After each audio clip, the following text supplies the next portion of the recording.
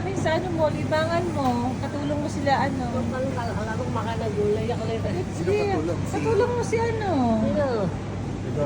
Si Rigor, tsaka si El. Wala naman, makanagulay. Sasaya lang ako ng kuryente. Ay, mami, tama po. Tol, may katulong naman po kayo. Kasi di ba sayang po sa kuryente. Yung manual na lang po. May gumagano po.